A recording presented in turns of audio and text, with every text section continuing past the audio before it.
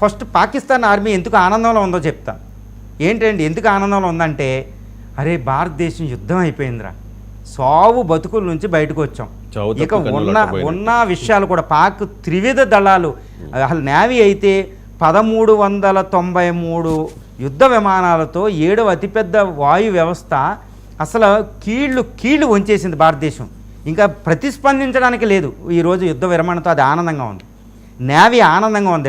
ఇప్పుడు Karachi naval dockyard కేంద్రాన్ని నాశనం చేసాం. అమ్మయ్య, ఇంకా పరువు పోద్దన్నమాట. ఇప్పుడు అటాక్ చేయలేరు వాళ్ళు ఇంకా యుద్ధం కొనసాగితే. ఆర్మీ అయితే అబ్బా బతికి బట్టపడ్డాం కదా బాబు, భారత యొక్క పోరాట పటిమ నుండి భారతదేశం కొట్టే దెబ్బలకు తట్టుకోలేని పరిస్థితి. ఈ విధంగా మీకే అర్థమైంది ఉంటుంది.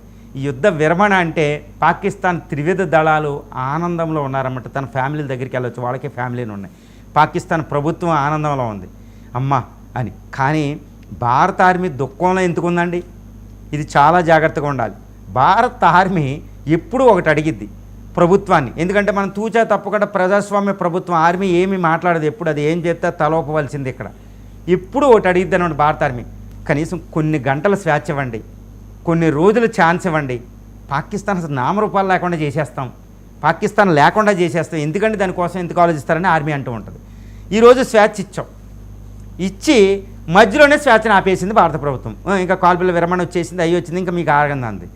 అరే ఛాన్స్ వచ్చింది త్రివిధ దళాలకి, ఇంకా దాన్ని సావ నరుకుతున్నారండి.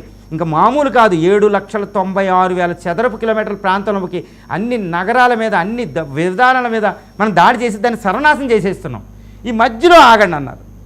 అది అబ్బా, ఇప్పుడు వచ్చిన ఫ్రీడమ్ ఆనందం ఉంటే ఆగేటప్పటికి దానికి దుఃఖం మొదలైంది. అందుకని భారత ఆర్మీ దుఃఖంలో ఉంది. అరే వచ్చిన ఛాన్స్ మిస్ అయింది కదా అని.